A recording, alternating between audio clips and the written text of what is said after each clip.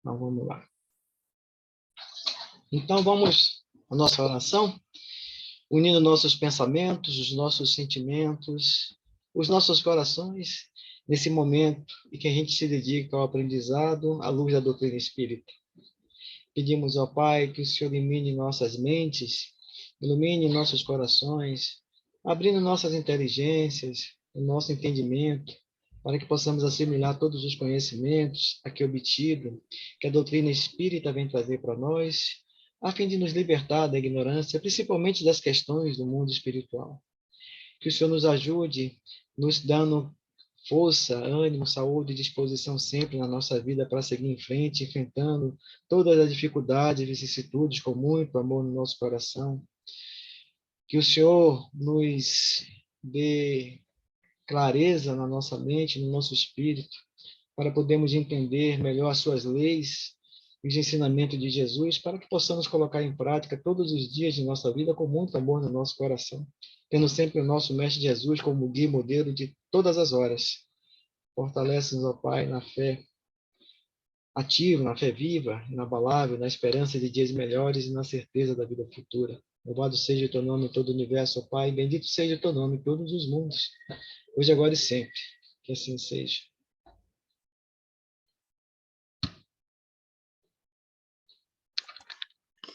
Graças a Deus, graças a Deus. Obrigada, Jesus, mentor da aula da tarde, está sempre presente conosco aqui, formando uma grande cúpula de proteção, necessidades, nos amparando, nos intuindo, e o que seria de nós sem essa energia amorosa que nos é transmitida pelo mentor todos os dias. Vamos ver, cadê? Se eu aprendi. Vocês estão vendo minha tela? Sim. Em apresentação de slide? Sim, apresentação de slide. Ah, que bom, que bom. Então, aprendi direitinho com meu amigo Ronaldo. Bom. Me ensinou. Que ótimo. Bom, hoje a gente vai fazer uma continuação da aula da semana passada. Então, só para relembrar alguns trechos da nossa conversa e da discussão que tivemos, por que que não funciona aqui? Calma. Ele vai funcionar, ele está um pouco lento. Calma, ele vai funcionar. Tá um pouco lento mesmo. Bom, a gente falou passar, né, sobre a lei de igualdade.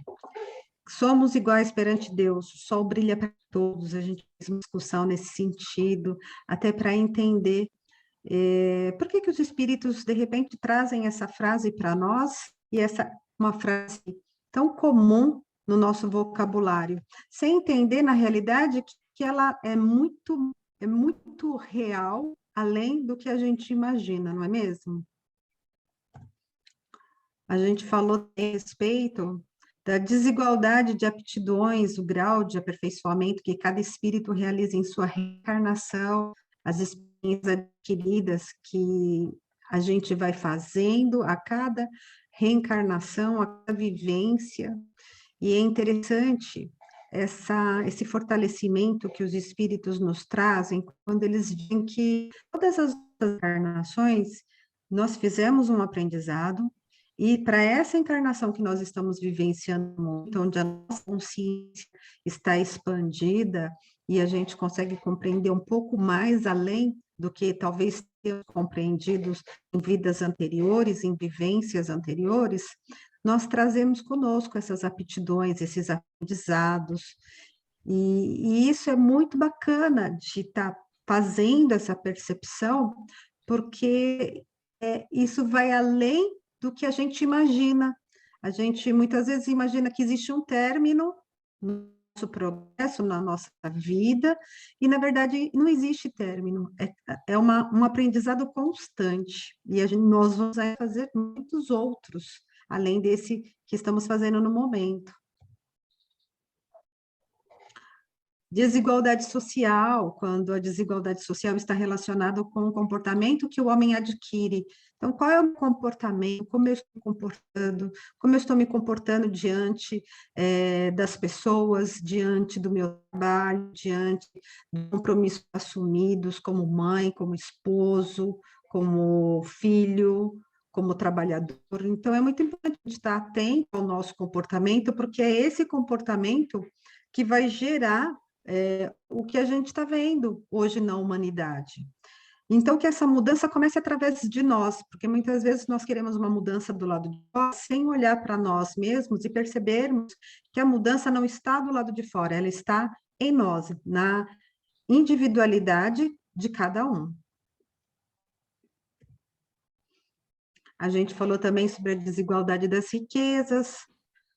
A riqueza é uma ferramenta de progresso para auxiliar no desenvolvimento moral e material. O egoísmo é o nosso grande entrave. Isso é um teclado em que os espíritos eles batem o tempo inteiro.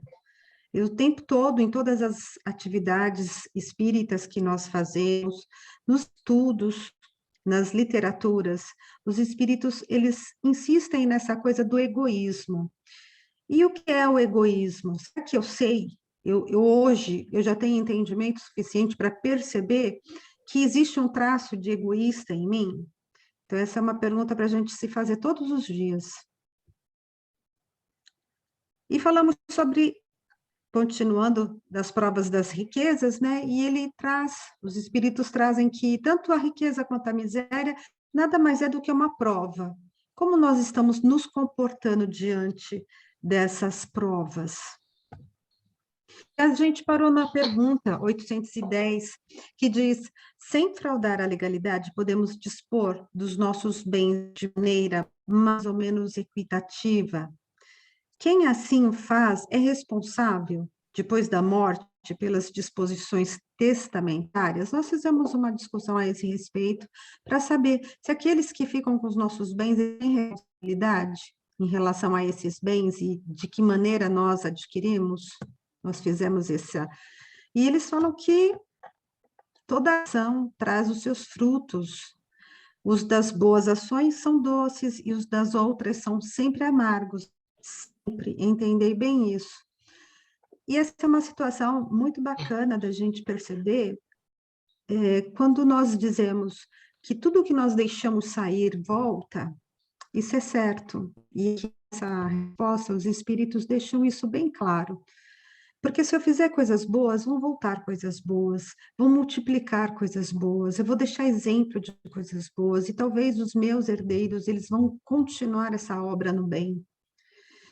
Mas se eu fizer o contrário, possivelmente isso também vai ser da mesma forma.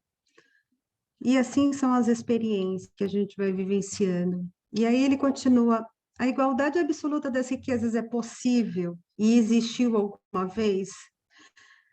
Igualdade absoluta das riquezas. O que seria isso? O livro dos Espíritos, ele faz a gente realmente parar para observar o que Allan Kardec, qual era a intuição e qual é o intuito que Allan Kardec usou quando ele formulou as questões. Para essas questões, depois de tanto tempo, perceber que elas são tão atuais no nosso momento de agora, perceber que elas são tão presentes nas dúvidas que nós colocamos diante de tudo que aprendemos ou do que vemos, que é legal a gente pensar o que será que ele queria dizer com riqueza absoluta. Será que isso é possível? Já existiu em alguma vez nesse planeta, nesse mundo, ou existe em outros mundos? E os espíritos, eles vêm dizendo que não. Não é possível. A diversidade das faculdades e dos caracteres se opõe a isso. E o que ele quer dizer com isso? O que é essa diversidade? Essa diversidade, ela está no contexto quando não somos iguais. Não somos iguais, nem as nossas digitais não são iguais. Apesar de estarmos vindo de uma mesma fonte, sermos irmãos em espíritos, a fonte da nossa criação é a mesma, mas a diversidade de individualidade é tanta, que foi o que a gente comentou na aula passada. Uns têm capacidade de aprender com facilidade, outros têm uma capacidade menor. Alguns conseguem se colocar no caminho do bem e seguir adiante, outros desviam, outros fazem curvas, ou então não progridem, acabam estacionados. Então, é justamente esse tipo de diversidade que nos impede que a riqueza seja absoluta. Mas também é legal a gente pensar que riqueza, porque quando se fala em riqueza, vem dinheiro, vem bens materiais, vem um carro de luxo, uma casa, né, bacana, roupas de marca.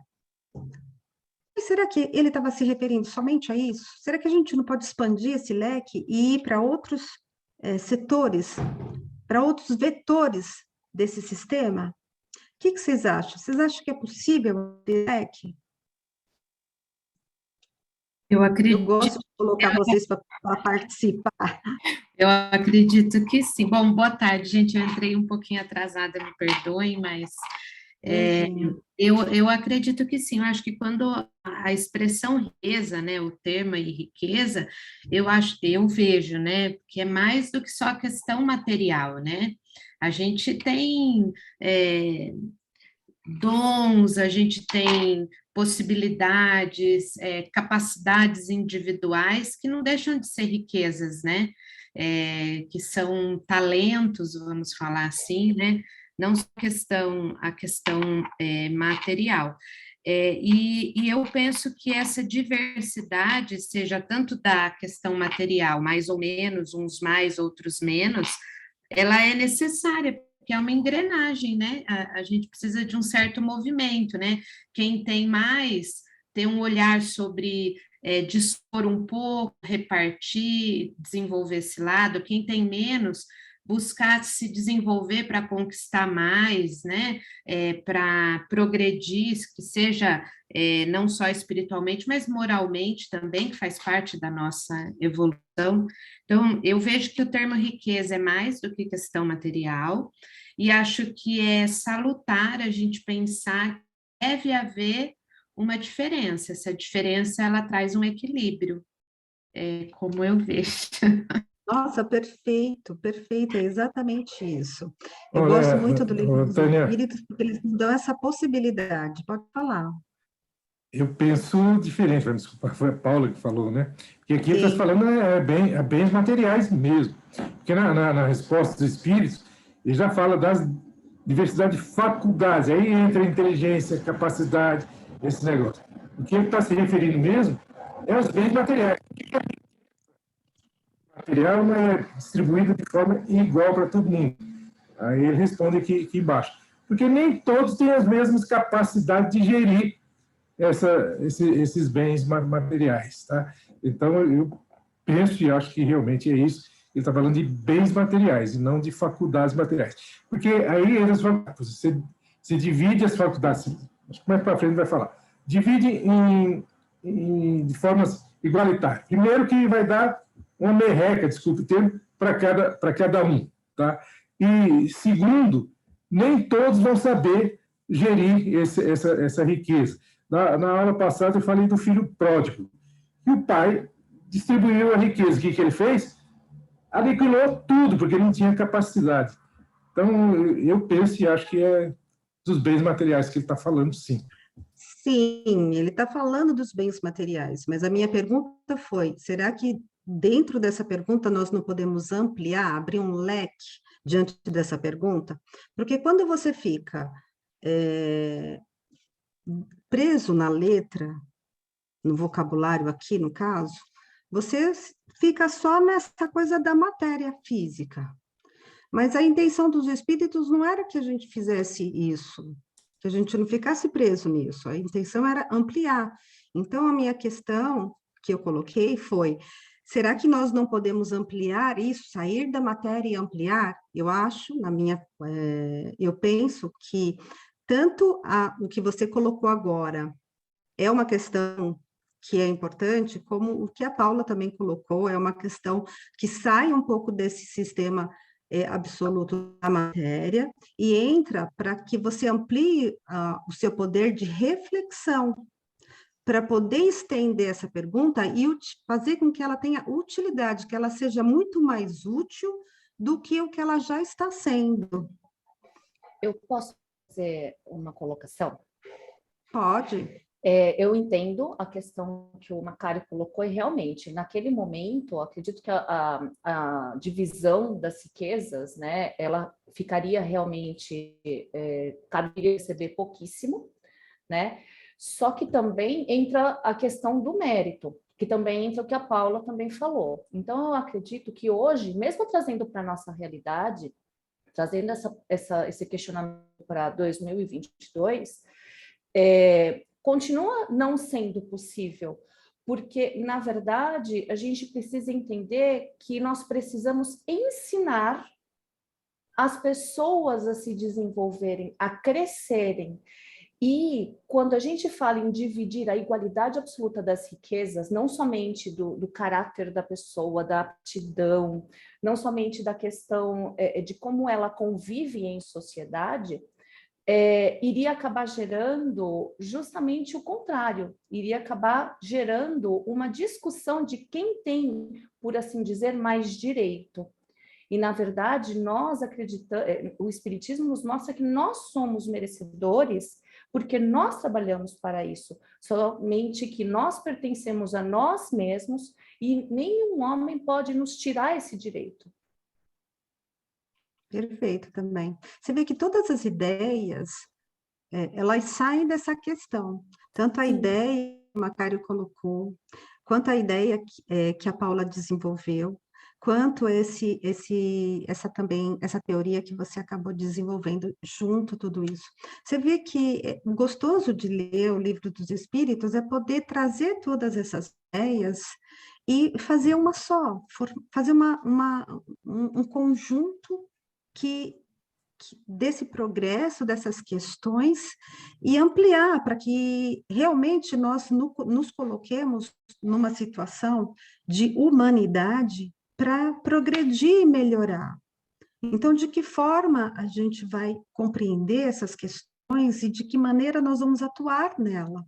Né? Sim, porque então, a gente ampliar precisa... esse leque.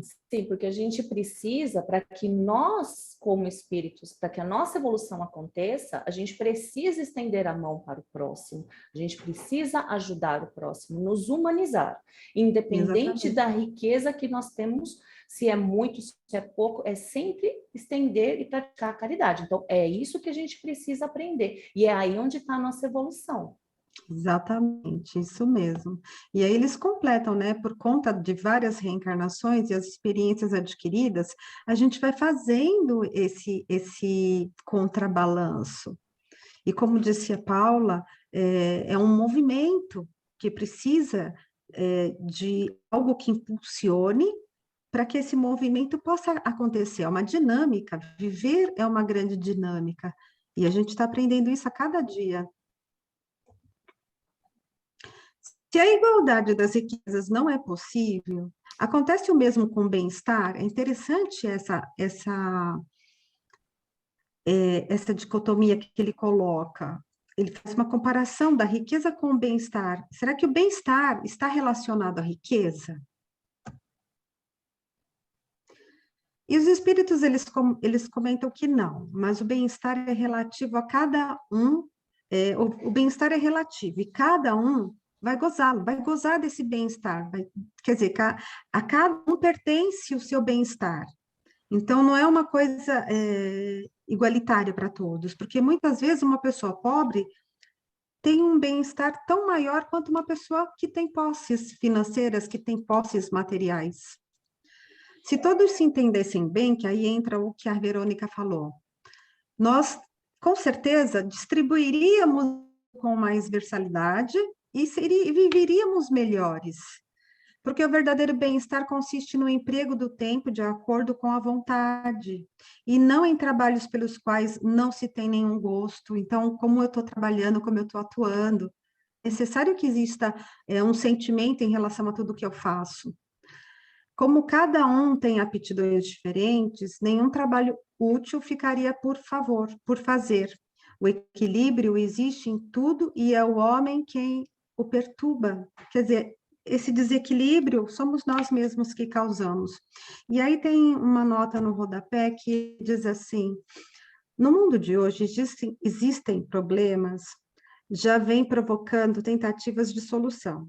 Trata-se de aproveitamento das vocações, cujo desperdício sistemático acarreta perdas consideráveis à economia social e profundo desequilíbrio nas estruturas das sociedades. Se a gente vai estudar a história, a gente percebe esse desequilíbrio, a gente percebe essas perdas, e mesmo quando a Verônica falou que não dá para a gente colocar nos tempos de hoje, porque viraria uma grande discussão, isso é verdade. Viraria uma grande discussão, porque cada um iria discutir quem tem mais e quem tem menos, quem merece e quem não merece. E aí a gente entra naquela questão que nós já comentamos várias vezes: o que é certo e o que é errado? Existe o certo? Existe o errado? Será que existe o merecedor ou o não merecedor? Se você está no bem e você está no amor, como você vai fazer esse tipo de avaliação? Bem que talvez não esteja. Então, que bem é esse? De que forma você tá elaborando esse bem? Aí eu estou falando do bem, não de bens materiais, tá? E aí ele continua: há pessoas que caem nas privações e na miséria por sua própria culpa. A sociedade pode ser responsabilizada por isso? É interessante essa pergunta também. E os espíritos falam que sim, já o dissemos. Ela é sempre a causa primeira dessas faltas, pois não lhe cabe velar pela educação moral de seus membros. Eu achei essa pergunta complicada de comentar. Alguém gostaria de falar? Alguém leu essa pergunta e teve um entendimento diferente?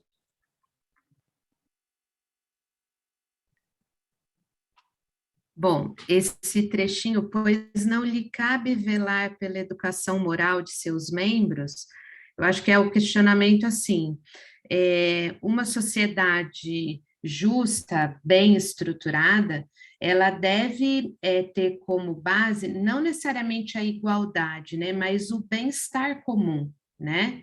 Então, o fato de ter pessoas com mais ou menos, que a gente falou de ter uma diferença e ser necessário um movimento, é uma questão. Outra coisa é a miséria, é a pobreza, né? É a falta das coisas básicas, né? Então, quando ele fala que a sociedade pode se responsabilizar e eles respondem sim, é porque eu acho assim, nós estamos falando de privação e miséria, então a gente está falando do extremo, né?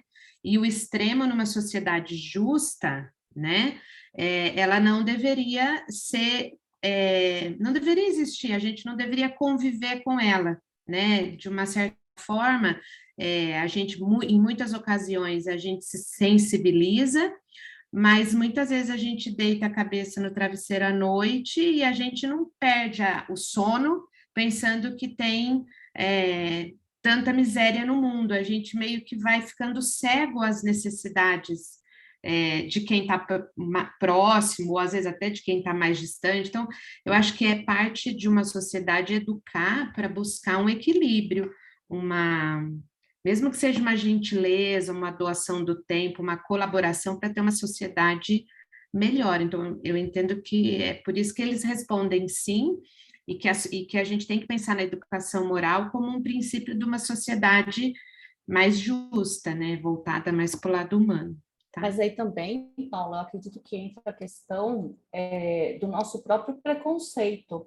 Quando uma pessoa ela cai, quantas histórias a gente não ouve, né, de pessoas que moram nas ruas porque perderam tudo, principalmente na pandemia acontece isso. Quantas pessoas a gente vê que estão pedindo, né, que estão passando fome, passando necessidade, e isso é por conta da própria sociedade, porque se você oferece um emprego para aquela pessoa, muito provavelmente ela aceite. Lógico, os que aceitam e os que não aceitam, os que se acham que é mais cômodo, por assim dizer, ficar nessa situação. Porém, eu acredito que ele coloca que sim, que é a causa, a causa primeira dessas faltas, a sociedade tem que velar pela educação moral, é justamente dar a oportunidade. Porque muitas vezes a gente faz, aí entra naquela questão da caridade. Lá atrás, quando a gente falava, qual é a caridade? O dinheiro, o seu tempo, olhar olho no olho, conversar com a pessoa. Quantas vezes a gente optou por dar dinheiro para não ter que olhar para a pessoa, entender a situação dela? Eu acho que é por isso que ele coloca que a sociedade é responsável. E uma outra coisa, também tem a questão do homem, que ele tem o orgulho de achar que, porque tem, ele dispõe da melhor forma para quem ele quer e quando ele quer. Eu acho que é isso. Pode falar. Tânia, posso? Eu acho também que hoje a sociedade, ela oferece, eu acho que hoje mais do que em qualquer outra época passada, Sim. a sociedade oferece muito mais oportunidades para se cair na miséria e passar privações. Mesmo aquelas pessoas que hoje em dia têm uma vida muito confortável, é até comum a gente, como disse a Verônica, a gente saber de histórias de pessoas que tinham uma vida muito confortável, ricas mesmo, e por culpa própria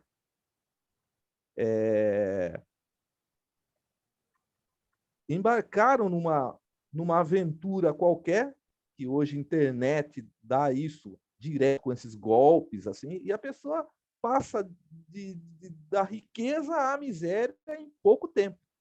Então, é culpa da pessoa pela ganância e é culpa de uma sociedade extremamente consumista. Pois é, extremamente consumista. Pode falar, Macário. Quando eles respondem questão de educação, primeiro a gente sabe lá que o Emmanuel já é para estar reencarnado, segundo a previsão do Chico, para trabalhar na área de educação. Se a gente voltar lá atrás, até antes de Cristo, o filósofo Confúcio, ele já utilizava a seguinte frase: não dá o peixe, ensinar a pescar. E Jesus utilizou essa frase. Ou seja, é educação, porque sem educação, que a sociedade somos todos nós. Não adianta eu culpar quem está lá em cima se eu não faço a minha parte. Eu tenho que fazer isso. E nós temos trabalhado ali no João Batista, e até antes, um pouco na SESC, nessa área social. E muita gente, se você dá um peixe, ela para de trabalhar. Eu tive um caso bem emblemático, quando eu estava na empresa, a gente fazia aquela campanha do Betinho, campanha pela vida contra a fome, alguma coisa desse tipo. Tinha um cidadão que ele tinha 9 filhos. E trabalhava, ele tinha emprego numa casa de construção, mas não dava para bancar o salário dele. Nós arrumávamos uma cesta básica para ele, tudo bonitinho. O que ele fez? Mandou avisar para a gente que ele ia parar de trabalhar, porque ele já tinha uma cesta básica, então não precisava trabalhar. Então, e eu era o coordenador. Isso me dói, mas eu tinha que fazer o que fiz, né? Mandei avisar para ele: se você parar de trabalhar, nós vamos cortar a cesta básica. E ele parou de trabalhar e nós cortamos a cesta básica. A educação vem desde o primeiro como lá em cima. Então, realmente, se uma boa educação que todo mundo entre, aceite, aí sim a sociedade vai ser resolvida. Lá no centro, existe o trabalho. Quantas vezes você vai entregar cesta básica, cobertores, medicamentos nas favelas? Chega lá, o pessoal está tudo tomando cerveja. Trabalhar para quê? Falta realmente essa educação. Não só do governo, mas de todos nós. Isso é verdade, Macário, porque eu lembro que quando eu morava em São Paulo, eu morava perto ali do estádio do Morumbi, ali na região do Butantã. E, por motivo que não me lembro, eu parei numa padaria ali perto do estádio do Morumbi para comprar pão, almoçar e daí ir para minha casa. E eu estava sem carro, eu fui a pé, eu desci o ônibus, me deixava na porta da padaria, eu desci do ônibus e falei, vou voltar a pé para casa, vou caminhar um pouco. E no caminho, assim, meio quarteirão depois, era uma escadinha, eram 5 crianças, tia pedindo, né? Pedindo dinheiro, queriam comer, que eles estavam com fome. Então, aí, o que eu fiz? O que eu tinha, antes eu conversei com eles, falei, cadê a mãe de vocês? Ah, minha mãe tá... E eles, eu não sei onde ela tá, ela saiu para trabalhar. Falei, ó, tá aqui. Falei, vocês... Eu só tenho um refrigerante, porque eu estava tomando aquela H2O. Eu só tenho uma H2O. Você, por gentileza, vocês 5 dividam essa H2O. É para vocês todos. Eu estou entregando na mão de vocês para vocês dividirem. Aí eles dividiram. Só que aí, o que eu percebi? Na verdade, a mãe dele estava no farol da Francisco Morato, sentada embaixo de uma árvore com um bebezinho de colo, que ela tinha colocado as 5 crianças e tinha outros 2 ali no farol, pedindo dinheiro. E eles estavam assim, sabe, do tipo, no intervalo, estavam pegando coisas para comer. Quando eu passei, eu voltei na padaria, comprei as minhas coisas. Quando eu passei em frente, que eu vi a mãe deles, ela estava sentada com um monte de compras ali, porque ela estava num ponto estratégico. O pessoal saía da padaria, o pessoal que estava com coisa de compra, entregava para ela e ela ficava com as coisas. Ela estava rodeada de coisas ali para comer. Então, quer dizer, será que ela não poderia ir trabalhar? Então, esse foi um questionamento que eu me fiz. Porém, não me arrependo de ter feito o que eu fiz. Não, e você não fez errado. Na verdade, essa é uma situação muito particular, porque cada um vai ter uma postura diferente, nem todos têm a mesma postura. Eu mesmo me lembro uma vez que eu estava na frente da escola aguardando as crianças saírem, e tinha sido um dia agitado, eu estava com muita fome, e eu comprei uma coxinha para comer, e aí passou uma criança, uma criança carente, e aí ela virou para mim e falou assim, você pode me ajudar? Eu estava com a coxinha na boca, aí eu olhei para ela e falei, você quer a minha coxinha? Peguei e dei para ela. Sabe o que ela fez? Ela jogou no lixo. Eu fiquei com tanta raiva dela que eu falei, nunca mais eu dou nada para ninguém. E eu estava morrendo de fome, ela tirou da minha boca, eu dei para ela jogar fora. Eu fiquei louca da vida aquele dia. Você não lembra da Selma? A Selma, que trabalhava com a gente aqui? Selma. Era professora, saiu... É professora também. E ela saiu com o lanche dela, que ele ia na aula, né? Não tinha tempo de fazer. Aí alguém parou ela no semáforo, tô com fome. Agora tem até um cartazinho, né? Tô com fome. Ela falou, eu com fome, peguei meu lanche e dei para ela. E saí, eu olhei pelo retrovisor e o cara jogou o lanche dela fora. Então, você vê que quando o Macário fala da educação, assim, a educação, a gente precisa ter um cuidado muito grande para falar a respeito, porque essa educação vem da onde?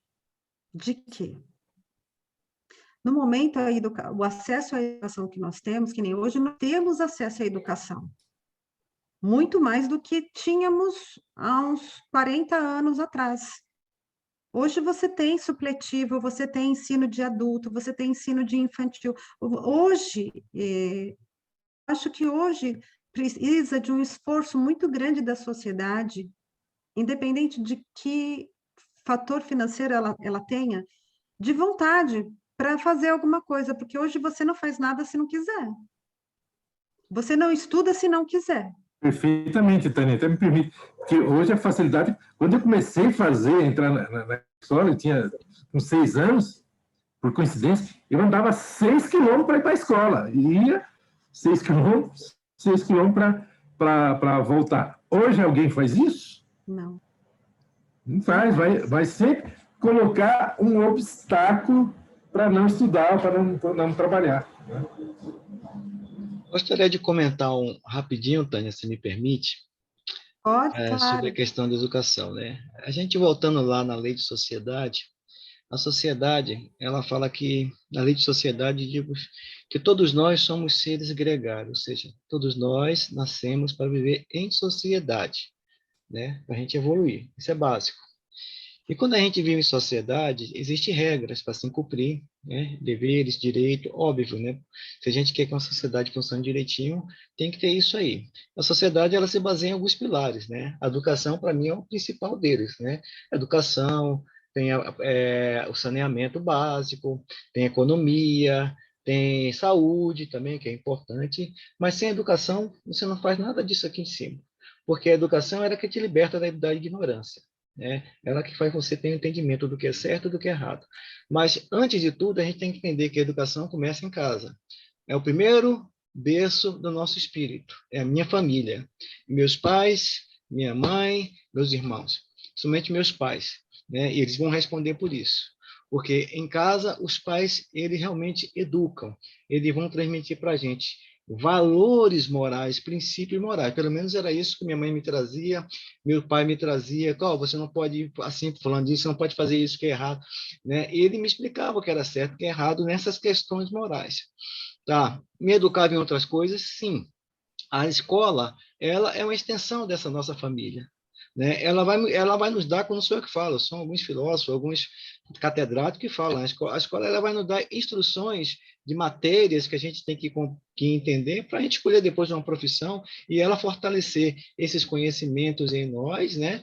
E ajudar a melhorar essa educação que nossos pais nos dão, ou seja, solidificar esses valores e acrescentar outros mais, acredito eu, né? Eu estudei em colégio militar minha vida toda, né? Tinha que fazer essas coisas que hoje não, isso é trabalho escravo, isso aqui não, para mim era normal, não me chateei por isso, era normalíssimo, né? E acredito que isso aí ajudou muito na minha formação moral, no meu caráter, na minha personalidade, sabe? E dos meus colegas também.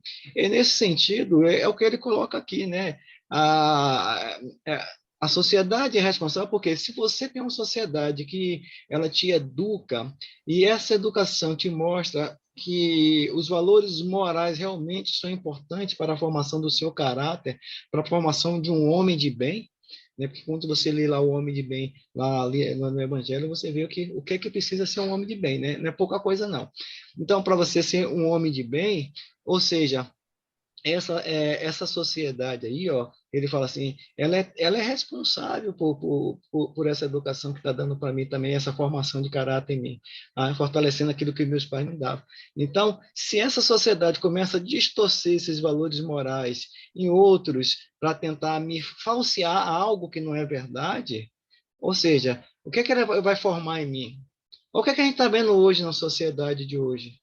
Essa briga aí de valores, de gêneros que está se perdendo, que está se deixando corromper, se dissolvendo. Por quê? A gente fala assim, poxa, na minha época era assim, né? Porque aqueles valores de nossas épocas, eu acredito que cada um de vocês, né, tem seus pais, suas mães que deram para você, formaram o caráter, a personalidade, a pessoa que você é hoje. E você entende que isso aí é bom para você, é ótimo, excelente. Eu acho que eu sou uma pessoa que busca o caminho correto, né? E você vê os valores que são colocados hoje na escola, né? Ou até mesmo pelos pais hoje que são de primeira viagem ou não têm experiência nenhuma ou não têm capacidade.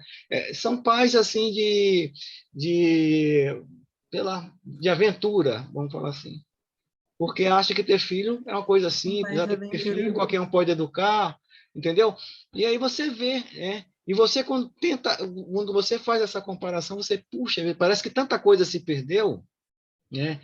Mas eu entendo também que isso faz parte do progresso da humanidade também. Às vezes a gente tem que chegar lá no fundo do poço para entender que aquilo não presta para a gente entender, poxa, vamos voltar para cá que é melhor. Pô, a gente testou isso aqui, não dá certo. Mesmo sabendo que não ia dar certo, eles vão lá e quer testar, quer bater a cara.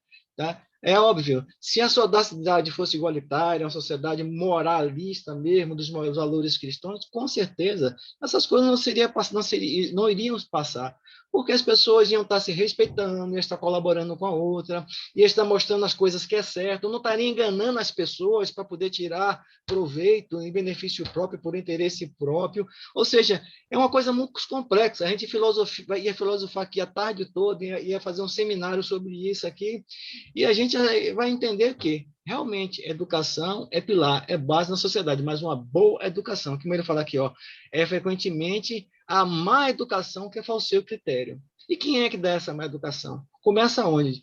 Se a nossa boa educação tem que começar no nosso lar. Né? É uma questão que fica no ar para a gente pensar, né? Ô, Ronaldo e a Tânia, olha, não existe coincidência, mas ontem mesmo estava vendo, na revista Espírita, sei que acho que é de 1857, Silvano já era nascido naquela época, mas não sei se ele vai lembrar. Era de 1857, tem uma entrevista que Kardec faz a um espírito que está encarnado em Júpiter. Ele faz 82 perguntas para esse espírito. E isso que nós estamos falando aqui, lá funciona. Só que existem diferenças sociais? Existe. Só que não existem misérias, não existe egoísmo, não existe nada. Lá é meritória. Se a pessoa tem mais, é porque ela tem mérito, porque ela tem capacidade, mas aí ela não permite que um irmão passe necessidade e ela tenha de sobra. Só que esse irmão não passa necessidade porque ele também trabalha, ele faz por merecer estar numa situação. Júpiter seria essa sociedade que a gente almeja agora. Isso que você falou, viu, Tânia, só para encerrar, está de acordo com o mundo que a gente vive de provas e expiações, porque aqui a gente conta espírito de tudo que é quilate. Todos os quilates, né? Não tem ninguém igualzinho, você tem muito parecido, alguns mais lá na frente, outros bem lá atrás. E essa diferença realmente, né, é que faz com que a nossa sociedade tenha essas dissonâncias em termos de educação, em termos de valores. Um dia vai se igualitar, né? Os espíritos falam, um dia que a nossa condição intelectual, a nossa condição moral vão se igualar, mas para isso o ser humano tem que se melhorar muito, né? O amor tem que falar em primeiro lugar, né? Até lá a gente está aqui, né? Tentando melhorar. Pois é, e para falar desse amor, a gente precisa conhecê-lo, a gente precisa entendê-lo, a gente precisa realmente saber o que é esse amor que Jesus veio nos pregar, veio nos ensinar. E qual foi o amor que ele deixou? Porque quando se fala em moral cristã, eu acho que a gente precisa tomar muito cuidado para colocar a moral cristã. Qual era a moral do Cristo? Será que a moral do Cristo era relativamente essa que a gente acha que vive? Mas, como disse o meu amigo Ronaldo, isso vira a política pátria toda. Então, vamos quebrar um pouco essa polêmica e vamos entrar em outra, que é será que Deus concedeu a uns a riqueza e o poder e a outros a miséria? Por que existe essa dicotomia? De onde ela vem? Qual é a função dela? E os espíritos, eles falam que para provar a cada um de maneira diferente, quer dizer, é uma prova. Então, em que posição eu estou? E como estou lidando com isso? Qual é a direção que eu estou dando para isso? Você vê que isso também engloba a educação, também engloba o amor, e a postura como você se coloca diante do lugar aonde você está inserido. E eles continuam, aliás, vós o sabeis, essas provas são escolhidas pelos próprios espíritos. Eu acho que a primeira vez que eu li essa pergunta, eu fiquei muito triste, tá? De saber que eu tinha escolhido ser pobre. Eu que cresci meio que martirizando, eu era uma criança muito rebelde, muito revoltada, porque eu não aceitava ser pobre. E aí, de repente, eu fico adulta e eu descubro que eu escolhi ser pobre. Como assim? Que situação é essa? E é bacana você refletir nesse sentido, porque você vai entrando dentro de você e vai se percebendo mais como ser humano, como ser espírito, como ser no mundo. Qual é a sua função no mundo? E aí a gente entra naquela questão que eu gosto sempre de estar batendo na mesma tecla. De onde eu vim? Quem sou eu? Para onde eu vou? Que ainda é uma questão tão latente na humanidade.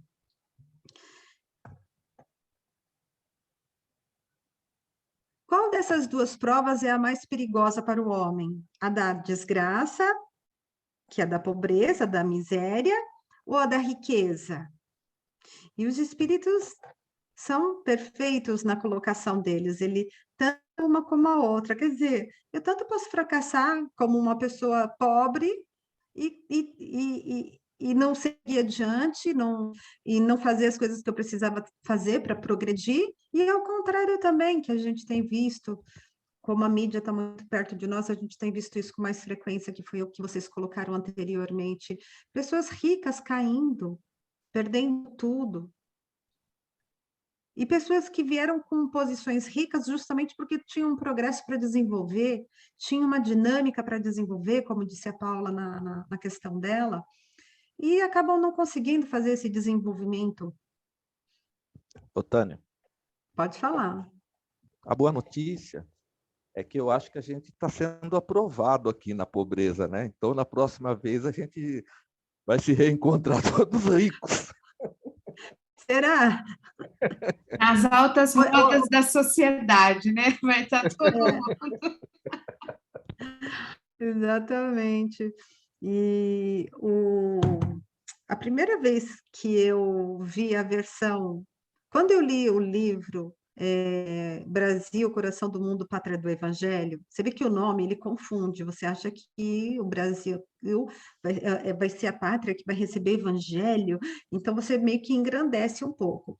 E quando eu escutei o Haroldo Dutra comentar a respeito do livro, dizendo que o significado desse livro era dizer que o Brasil nada mais é do que um grande hospital, e como todo hospital, ele está recebendo doentes para tratar. Eu não sabia se eu ficava feliz de entender que eu era uma dessas doentes, por isso que eu vivo aqui nesse país, ou se eu ficava triste de saber, ou feliz de ser privilegiada por estar nesse tratamento. Mas então, tomando não pensa, como tese, Tânia, não pensa, só vai. Tomando como tese que o Brasil ele é um grande hospital e que só está encarnado no Brasil espíritos que fizeram, que desperdiçaram grandes oportunidades, eu acho que nos cabe, entendedor dessa questão, abraçando essa ideia, de fazer o nosso melhor, de receber esse tratamento e de tentar fazer o nosso melhor. Porque, como disse Jesus, que a felicidade não é deste mundo, mas de que mundo? Que a riqueza não está neste mundo, mas está em que mundo? A gente sabe que o planeta Terra, em especial, não é esse planeta, não vai ser esse planeta. Talvez não seja enquanto nós estivermos encarnados, ou então nas nossas várias próximas encarnações que ainda vamos fazer.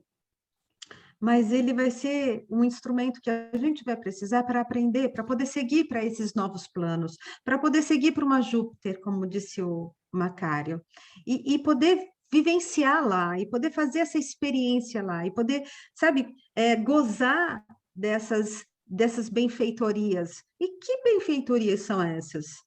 Eu acredito que são as nossas benfeitorias. É o nosso progresso quando a gente se dispõe a estar aqui estudando. É a nossa disponibilidade de se colocar aqui e falar a respeito, cada um trazendo o seu entendimento, cada um trazendo a sua ideia, a maneira como entende. E nos dando, para todos nós que estamos aqui nesse momento, fazendo esse estudo do Livro dos Espíritos, nos dando a possibilidade de agregar o nosso conhecimento, de agregar e de colocar nas nossas atitudes esse aprendizado. E nos colocarmos à disposição essa proposta de sermos melhores. E aí ele continua, se o rico sofre mais tentações, não dispõe também de mais meios para fazer o bem? Isso eu acho que é inquestionável. É justamente o que nem sempre faz, infelizmente a gente vê isso. Torna-se egoísta, orgulhoso e insaciável. Necessidades aumentam com a fortuna e julga não ter o bastante para si mesmo. Eu não sei se vocês já ouviram falar, eu era jovem ainda quando eu ouvi a primeira vez uma pessoa dizer assim, a pessoa rica, quanto mais ela rica ela é, mais ela gosta de gastar. Ela gosta de pagar caro nas coisas. Eu fiquei com aquilo na cabeça, por que será?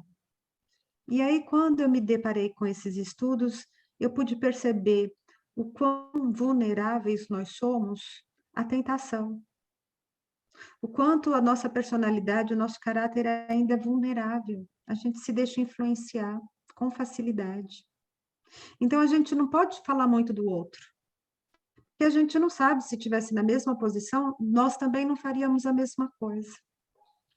Ô, Tânia, deixa eu fazer um comentário rapidinho aqui sobre esse assunto, né? Pode falar. Aqui a gente está falando de riqueza e miséria, né? É bom a gente separar um pouquinho essas questões para a gente entender, né, a nossa posição em tudo isso. Quando a gente fala de riqueza mesmo, a pessoa rica, a riqueza absoluta, aquela pessoa que tem tudo, né? Não precisa de nada, né? Ele tem dinheiro à vontade para fazer o que quer, para o que der. Existe também, vamos dizer assim, a riqueza relativa, né? Aquelas pessoas que têm condições de ter o seu carro, sua casa, tem a sua parte de saneamento básico normal, consegue pagar suas contas e aí vai, né? Vamos dizer que isso aí é a riqueza relativa. Existem as pessoas pobres. O que seria a pobreza? São aquelas pessoas que ainda têm aquela falta dos bens e dos serviços essenciais. Tem, mas é de má qualidade, podemos dizer assim, né? Muitas vezes falta também, né? Saneamento básico, alimentação de qualidade, um vestuário bom, uma moradia boa, né? A cuidado da saúde ainda é precária, mas tem. A educação também é aquela educação pública, não estou dizendo que seja ruim, mas é educação que você não pode pagar algo melhor para o seu filho fazer uma faculdade, é sempre isso. E tem aquelas pessoas que estão em situações piores que a pobreza, que a gente chama de miséria, tá? Né? A miséria é pior ainda, tá? A miséria são aquelas pessoas que não têm nem ao menos têm o necessário para sobreviver, são aquelas pessoas que nem serviços básicos ele tem, saúde, moradia, não tem, sabe, aquela pessoa que está numa situação precária, Abaixo da difícil, linha da pobreza. Né? está lá embaixo. Então, se a gente Abaixo começar da pobreza. isso, está bem abaixo. Se a gente começar a olhar sobre essas perspectivas, aí você pergunta, pô, em que lugar eu me encontro? Então, você falou assim, eu sou pobre, Então, aquelas pessoas, somos até ricos. Estamos muito bem, não somos pobres, não, podemos dizer assim, pobre, não. Nós temos, pelo menos, condições de ter as coisas que muita gente aí não tem. Estamos numa situação melhor. E a gente tem que agradecer a Deus tudo isso, e a gente também tem que ter consciência que a gente tem uma responsabilidade também com esses nossos irmãos que também têm pouco. Quando a gente puder ajudar e a gente puder servir a esses nossos irmãos que estão passando por provas e expiações dificílimas, que não são fáceis, né, por erros no pretérito, outros são por provações mesmo.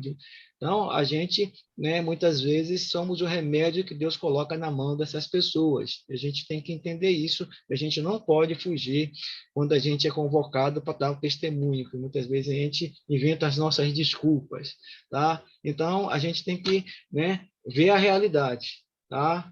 Não posso dizer assim, eu sou pobre, não sou o quê, não. Né? Aí eu estaria, né, cometendo até uma injustiça perante a lei de Deus, falar uma coisa dessa, né? Nesses termos que a gente colocou aqui.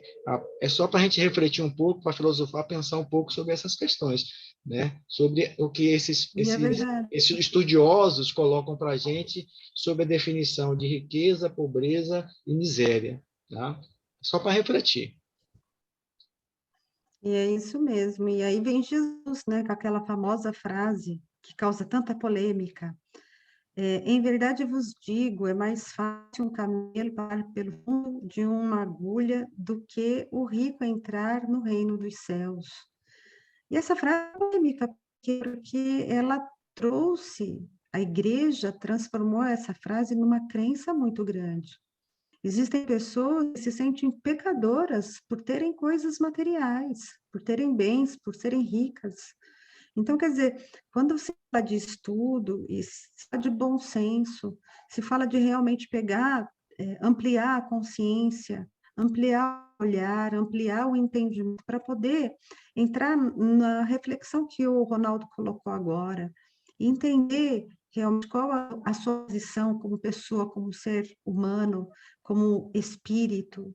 E o que eu gosto muito de reforçar em relação à doutrina espírita é que a doutrina espírita, ela te traz essa visão.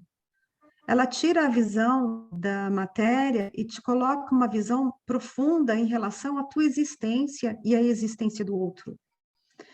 Porque pensar somente na nossa necessidade é muito fácil, mas pensar na necessidade do outro, será que o outro tem uma necessidade? E que necessidade seria essa? Será que eu tenho condições de auxiliar, de ajudar, de poder contribuir com essa necessidade de alguma maneira? Então, é esse posicionamento que a gente está o tempo todo questionando, porque nós ainda estamos na posição de julgadores, do eu acho.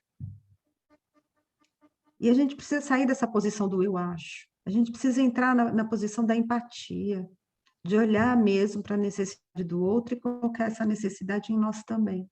Será que se fosse comigo seria diferente? E aí nós passamos para falar do capítulo 10, a lei de liberdade. E o que é a liberdade natural? E ele começa, né, dizendo: há posições no mundo em que o homem possa gabar-se de gozar de uma liberdade absoluta, mas o que é liberdade? O que seria liberdade? E a gente percebe que a liberdade, ela tem que ter um cuidado para até traduzir a liberdade, porque será que somos libertos? Será que somos livres? Eu lembro que a gente já discutiu isso em sala de aula lá na faculdade e virou um escarcéu, porque não dá para definir liberdade quando se existe livre-arbítrio e quando se existe responsabilidade. E os espíritos falam, não, porque vós todos necessitais uns dos outros, os pequenos como os grandes. E aí ele continua perguntando, dizendo, qual seria a condição em que o homem pudesse gozar de liberdade absoluta? Será que essa liberdade absoluta existe em algum lugar, talvez, do planeta? Nunca ouvi os espíritos comentarem a respeito, tá? A do eremita do deserto. Desde que haja dois homens juntos, há direitos a respeitar, e não terão eles, portanto, liberdade absoluta. E Jesus, ele faz uma colocação nesse sentido, quando ele diz, faz ao outro o que gostaria que vos fizesse. Ou então, não faça ao outro o que gostaria que não te fizesse. E de que maneira você se coloca no mundo? De que maneira você se coloca na vida? E a gente aprendeu que nossa liberdade, ela termina quando começa a do outro. E quando começa a do outro? Será que nós sabemos definir isso? E o Allan Kardec continua perguntando, a obrigação de respeitar os direitos alheios tira do homem o direito de se pertencer a si mesmo? Olha que pergunta interessante. Será que ao respeitar o direito do outro, devo me respeitar?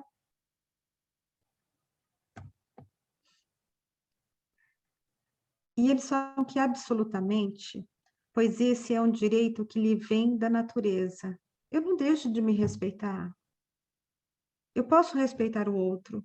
E isso não me faz com que eu me deixe de respeitar. Pelo contrário. E aí entra quando Jesus diz, amai ao próximo como a si mesmo. Qual foi o referencial de amor que Jesus deixou? E dentro dessa frase existe um referencial de amor, que é o amor por si mesmo. Porque quando houver amor em mim, vai haver tanto amor em mim, que a única coisa que eu vou deixar sair é amor. Aí imagina um conjunto de pessoas, de vários seres humanos, de várias sociedades pensando da mesma forma. Como seria?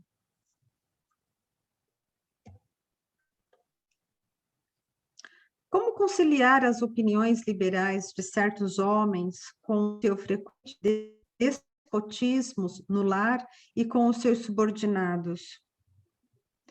E o despotismo é algo tão frequente ainda, tão atual, não é uma coisa antiga, em que o homem era o poderoso absoluto do seu lar.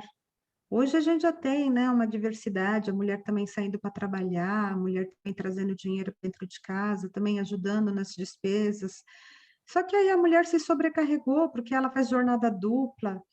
Mas atualmente a gente tem visto já esses homens entrando numa dinâmica diferente, também auxiliando, também ajudando no lar. né? Lavando, passando, cuidando dos filhos.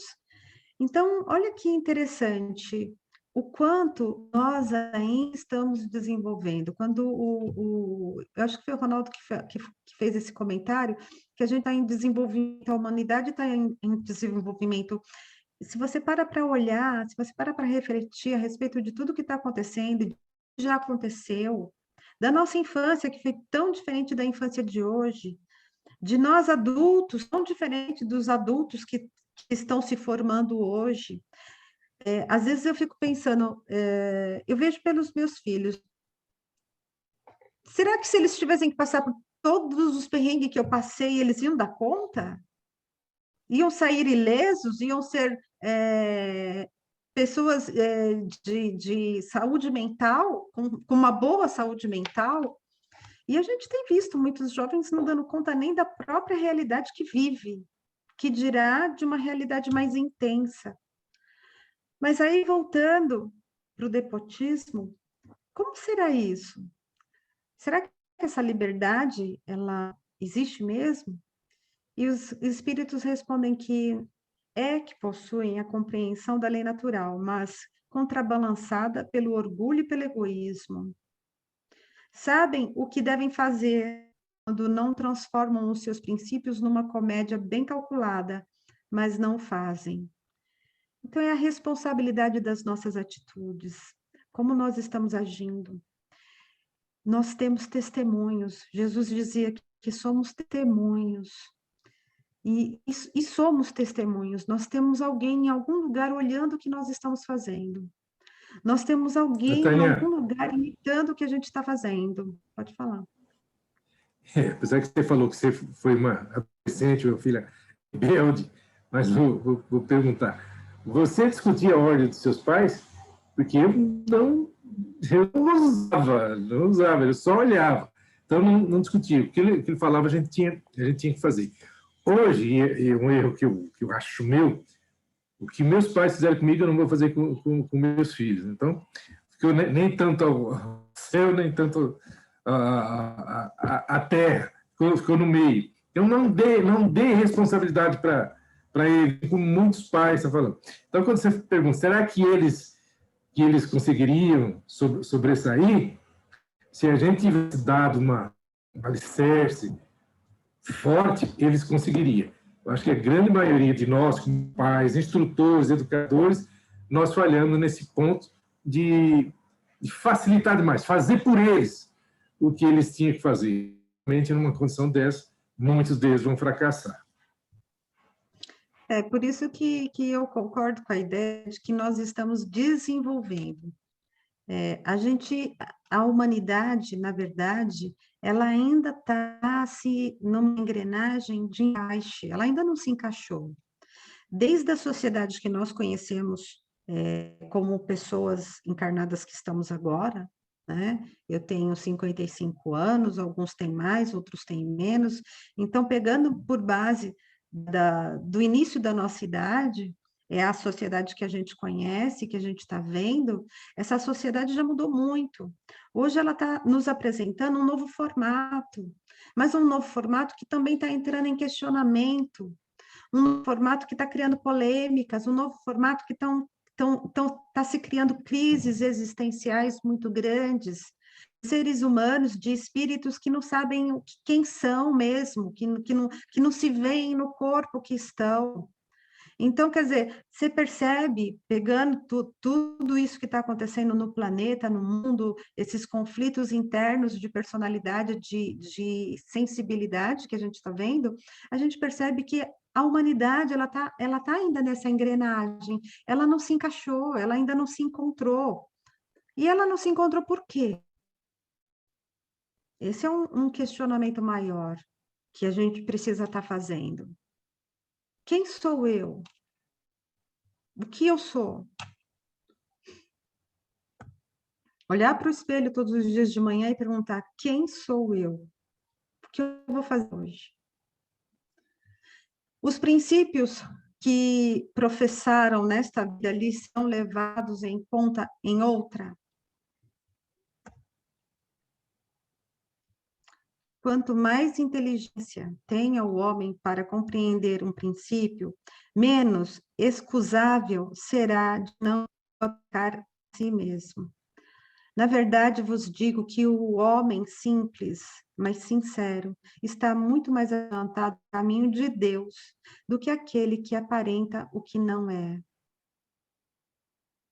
Quantos de nós não aparentamos ser o que não somos? Aí eu fui verificar se essa palavra, eu não tinha ouvido ainda essa palavra excusável. Eu fui verificar se ela estava escrita certo ou não. E aí eu encontrei. O que é excusável? Que pode ser excusado, desculpado ou dispensado. E aí a gente vai dar um formato aqui.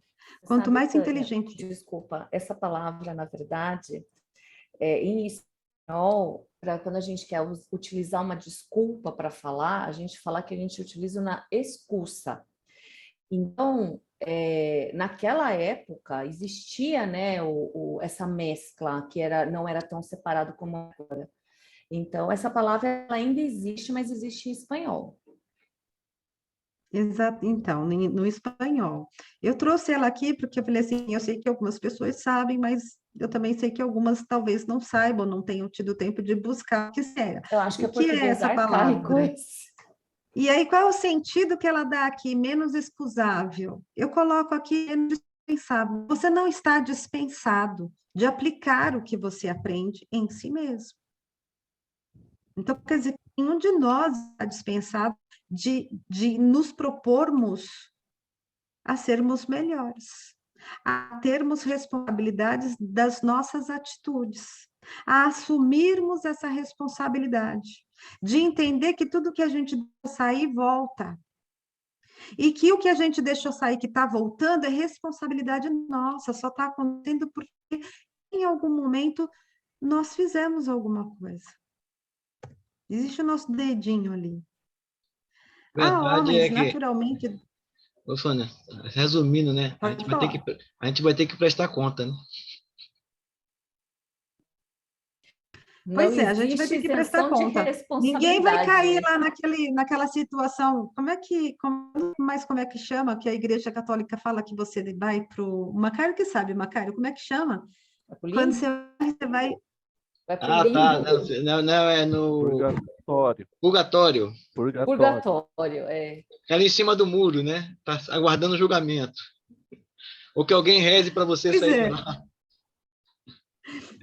eu acho assim, eu acho isso. Por isso que talvez... Bom, não posso falar, né? Porque eu estou aqui, eu ainda estou suscetível, vulnerável a erros, mas assim, todo esforço de tentar me melhorar. E aí eu entro naquela frase que o Allan Kardec fala no Evangelho, que o verdadeiro espírita é aquele que se esforça pela sua transformação.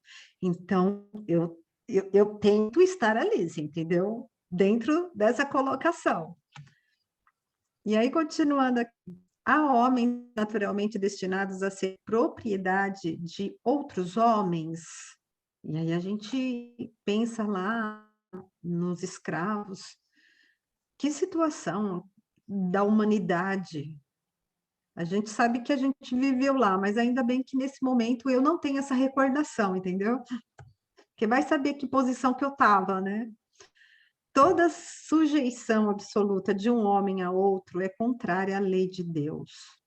A escravidão é um abuso da força e que desaparecerá com o progresso. Tem desaparecido, ainda em passos muito lentos, mas a gente já percebe que tem desaparecido. Como pouco a pouco desaparecerão todos os abusos. E quantos abusos? Quantos abusos? Não só da escravidão, mas do sexismo, abusos de autoridade, abuso de tanta coisa. A gente ainda vê o ser humano cometendo abusos em pleno século XXI, prestes aí para entrar no século XXII, com a informação tão ligeira, com acesso à materialidade tão fácil. Você vê que há 20 anos atrás, o celular era um aparelho ainda sonho de consumo, e hoje qualquer um tem um celular. Então, você vê que essa facilidade, essa tecnologia, essa materialidade, ela cresceu com tanto impulso. Hoje nós estamos vivendo um momento de descontrole, até aprendermos realmente a lidar com todos esses equipamentos que eles estão aí presentes para nos assessorar, para nos aprimorar, para que realmente sejam ferramentas que a gente saiba usar para o bem. No momento a gente ainda não está sabendo. E aí entra, né, todas essas situações de abuso que a gente vê. E aí o Allan Kardec fala, né, que a lei humana que estabelece a escravidão é uma lei contra a natureza, pois assemelha o homem ao bruto e o degrada moral e fisicamente. Isso ele dizendo lá em 1857, aqui no Brasil nem tinha acontecido ainda a abolição da escravatura, hein? Quando a escravidão pertence aos costumes de um povo, são repreensíveis os que praticam, nada mais fazendo do que seguir um uso que lhes parece natural. E aí eu fiquei pensando nessa pergunta. Será que essa pergunta não tem a ver com algumas situações que nós ainda vemos acontecer? De pessoas que consideram situações abusivas naturais, porque foram educadas naquilo.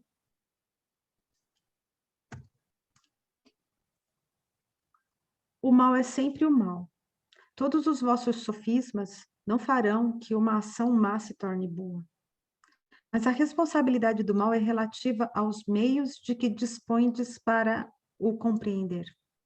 Aquele que se serve da lei da escravidão é sempre culpável de uma violação da lei natural. Mas nisso, como em todas as coisas, a culpabilidade é relativa.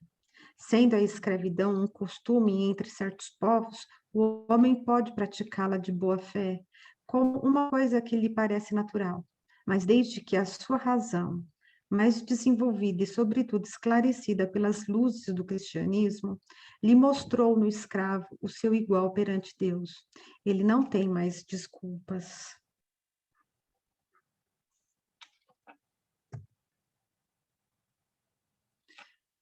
A desigualdade natural das aptidões não coloca certas raças humanas sobre a dependência das raças inteligentes?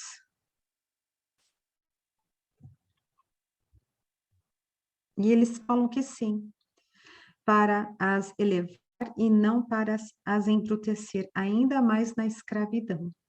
Os homens têm considerado há muito, certas raças humanas como animais domesticáveis, munidos de braços e de mãos, e se julgaram no direito de vender os seus membros como bestas de carga, considerando-se de sangue mais puro. Insensatos, que não enxergam além da matéria. Não é o sangue que deve ser mais ou menos puro, mas o espírito. Aqui ele pede para a gente voltar nas questões 361 e 803. Eu vou deixar para vocês fazerem isso em casa, para refletir um pouco mais. Há homens que tratam os seus escravos com humanidade, que nada lhes deixam faltar e pensam que a liberdade os exporia a mais privações? Que dizer disso?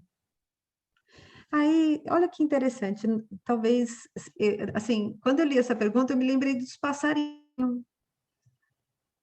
Eu já ouvi pessoas que têm passarinhos enjaulados, em cativeiros, dizendo que se elas saltarem aqueles passarinhos, eles vão morrer na natureza, porque eles não sabem viver além dali. Tá?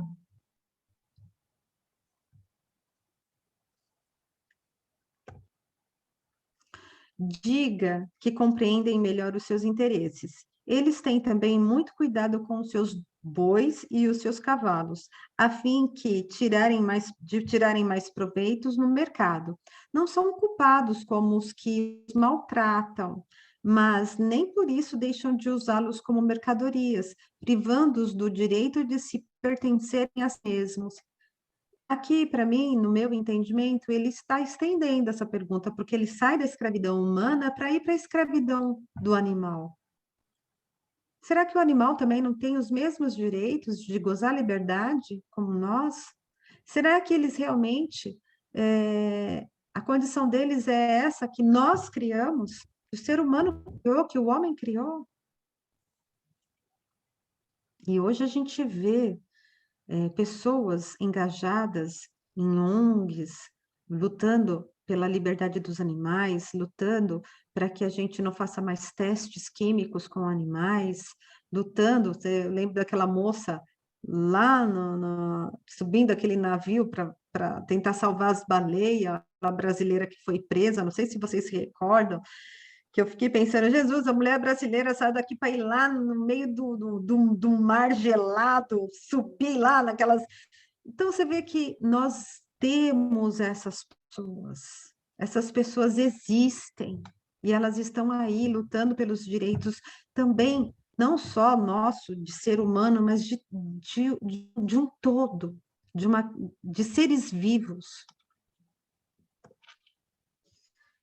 E aí, eu agradeço muito para vocês a atenção que todos me deram, espero que a aula tenha sido boa, que essas reflexões possam se estender, trazendo para você um novo olhar, trazendo para você um novo posicionamento, trazendo a questão do amor cristão, do amor que Jesus falou. E que amor é esse?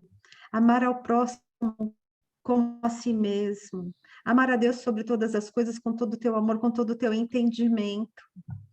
Que amor é esse que Jesus vem numa época da humanidade, trazer esse amor, trazer essa palavra, esses conhecimentos, deixar essas parábolas à nossa disposição, para que a gente possa fazer bom uso delas, possa fazer bom entendimento delas, possa aplicá-las no nosso comportamento, possa aplicá-las nas nossas atitudes, possa nos transformar em criaturas melhores. E aí não importa o lugar que você frequenta, não importa a religião que você seja, não importa a crença que você carregue, desde que essa crença te transforme num homem melhor. Eu deixo essa frase para vocês. Obrigada, gente. A gente que agradece. Foi muito bom. Obrigada, Paulinha. Nossa, que silêncio! Estamos refletindo. A Paula tá até assim, ó. Então você, Paulinha, a Paula aqui, ó. Eu não tô podendo falar muito, por isso. Ô, você tá gripada, amor? Eu tô com Covid mesmo.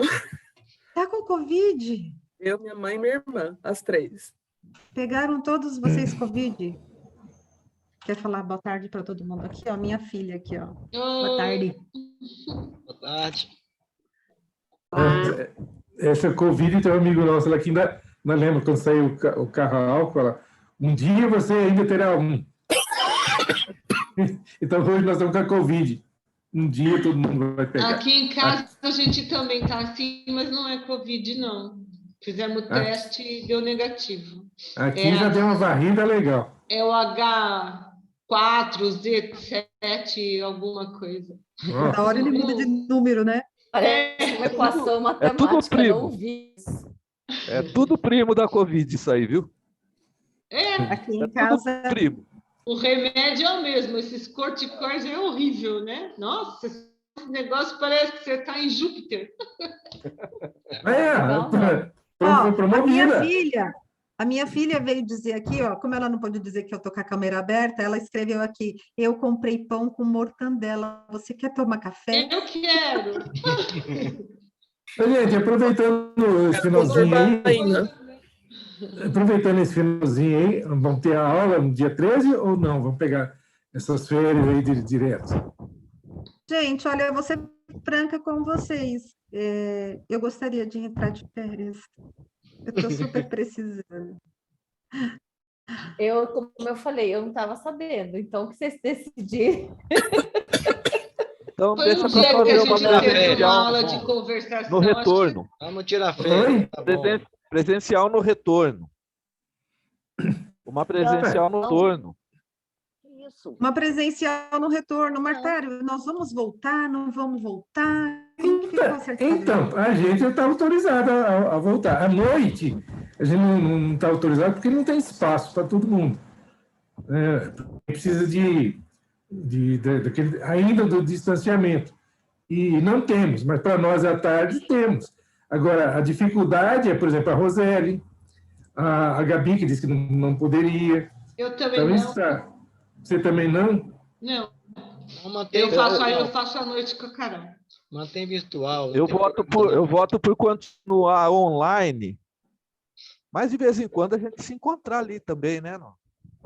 A gente podia fazer, sabe como? Assim, uma sugestão, depois o Macari e o Ronaldo conversam lá com o pessoal do Centro Espírita, a gente podia fazer, assim, a cada 2 meses, a gente faz uma presencial, para não perder esse contato com a Roseli, para não perder o contato que o pessoal, que nem a Paula, eu não sei qual é a disponibilidade da Paula Manuela, vou te chamar você de Manuela, tá? Pode chamar. Eu não sei qual é a disponibilidade dela de estar indo presencial ou não, se ela está curtindo, porque essa coisa do online, eu amei, gente. Por mim, eu fico aqui tranquilamente. Mas para a gente, atingir a mais cada 2 meses, a gente podia estar organizando uma coisa presencial. O João quer presencial, mas o João quer sair de casa, ele não aguenta mais ficar enfiado dentro de casa. Então, é natural que ele queira presencial. Eu quero presencial, mas de vez em quando eu quero dar uma lá, fugida frequentar também. que ele sai de casa. Então a gente fazer a primeira aula de agosto presencial. Eu acho, seria legal, a gente faz como E se a fosse gente transmite de lá para a Roseli. né? Isso! Eu faço... para a Roseli. Ô, Macari, então, eu faço... Então, a Roseli faz umas visitas aqui. Já conhece Jundiaí? Não. Fazer uma vaquinha, oportunidade. Uma vaquinha virtual para a Roseli vir para cá, pagar a passagem dela e de volta. Olha, eu topo. É mesmo, hein? Pô, mas é ruim. Mas ela pode ir durante a semana? Não, sabe que não, porque minha irmã depende de mim, a minha irmã não anda direito, ela operou a medula, aí ela não pôde mais andar. Então, não tem. Então, não tem, assim, condições. Então tá, vamos fazer... Fica mais difícil. A gente pode depois também, Macaro, se você topar, a gente podia depois sentar, conversar e fazer os 2 formatos, uma aula presencial à tarde, para quem quer, e manter a online. Acho que o Ronaldo, que aí entra a tecnologia, acho que o Ronaldo é o cara para falar sobre isso. Eu acredito que... a gente pode dividir. Eu acredito que a aula virtual vai ficar, porque ela atinge mais pessoas. Eu acho que até como é que se diz, a desistência é pouca, porque as pessoas conseguem, mesmo em algum lugar, estando viajando para não sei para onde, conseguem ligar o celular ali e assistir a aula. Eu sei que está acontecendo agora. O contato com as pessoas é importante, essa interação presencial é ótima, é maravilhosa. A gente pode, pelo menos, fazer de vez em quando uma aula, uma vez a cada 2, 3 meses, né? Porque as outras pessoas também têm que participar, né? A gente abre o Zoom, coloca para ela ver a gente ali, filma, né? Traz, né? Para que ela possa participar. Então, vamos voltar à primeira aula presencial e a gente transmite aí para a Roseli e para a Gabi. A gente se reunir, Macário, você, conversar. Leva um café, um bolo. Leva um café, um chá. Obrigatório, pai. Aquele suco seu lá do Chile, que não sei o nome lá. Olha o suco de tamarindo. E a colada. Esse povo está preocupado na comida, né?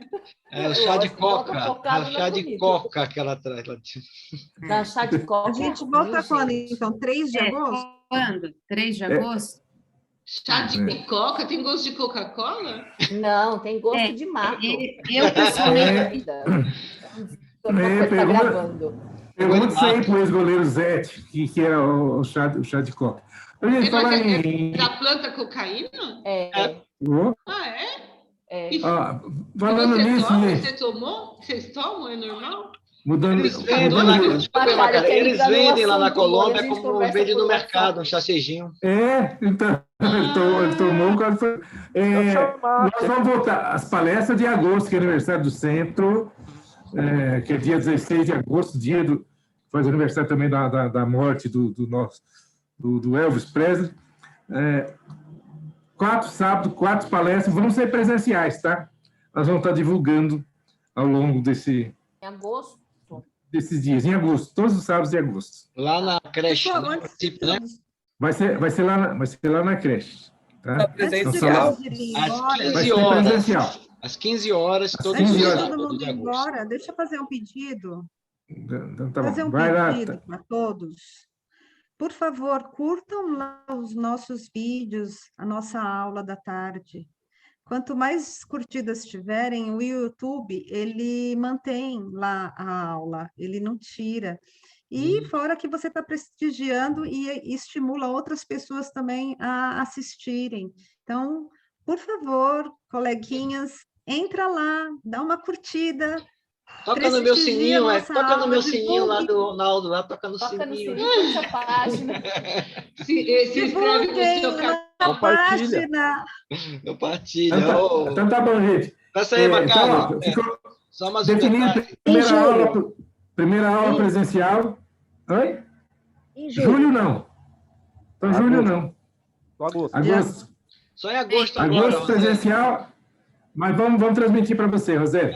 Pessoal, lembrando aqui que sábado agora vai ser a entrega da nossa feijoada lá no Centro Espírita, R$80. Quem quiser comprar o baixo, eu ainda tenho para vender. Dá para 2 pessoas, né, Macário? Né? Comer tranquilo. Então, a gente está fazendo aí que é em prol da creche e do Centro Espírita. Vamos falar 2 pessoas normais, né? Tem as pessoas aí que 2 comem pessoas que sozinho nem eu, daquela lá. magrinho assim, que eu não como muito, né? Mas se Pois for que nem a Não, mas Mônica ninguém e a garante Verônica que e a... você não é magro, Ronaldo, porque você come muito. Vai que você tem a lombriga no seu estômago. Por isso que você é magro. Por que você chamou a Verônica de gorda, assim, na Não, eu cara? falei que ela come Você mais. vê? Não, falou. Pessoas normais, assim, Falou. não dá, gente. Esse é Vai que ele bullying come com a você, feijoada viu? inteira.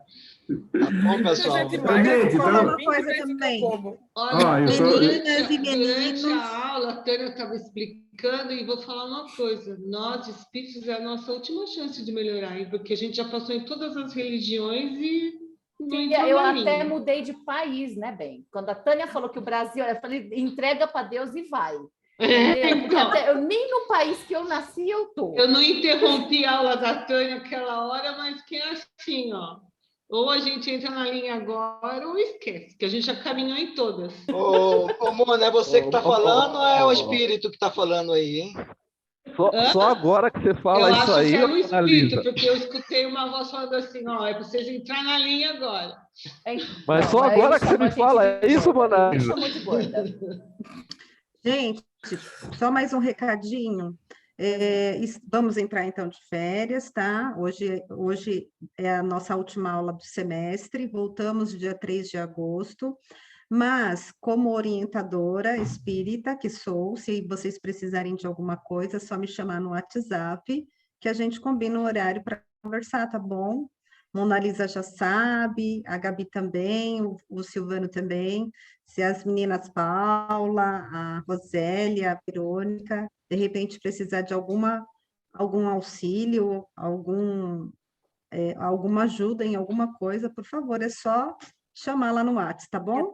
Eu só estou esperando abrir o consultório para ser a primeira paciente já. Ai, que coisa boa. Você já entrou na minha página? Você viu que eu já abri uma página. Página, você abriu página Já onde? abri. Pessoal, agora falando, também me coloca, se a gente puder ajudar pelo WhatsApp também, mas o Ronaldo, o Silvano, nós temos um trabalho mediúnico, a Mona Lisa, de sexta-feira também tem atendimento fraterno, tem passes, tá? A Paula, da Paula, também vai lá. ser. Aí, tá? então, é só mandar o nominho para eles depois. Então, isso, mandar nominho para vibrações, e lá presencial, trabalho é presencial, tá? Então, quem Ricardo, quem eu quiser. vamos de quinta à tarde. O Ricardo também participa à noite, ó, estão aumentando a turminha, tá? Tá bom, gente? Então, ó, Boas boas férias, férias. Aproveitem, estudem. Estamos o livro com dos contato. Vai ter Obrigadão, curso de gente, por esse massa. carinho. Tchau, Com Deus. gente. Abraço. Tchau, tchau. Tchau. Deus, tudo de bom.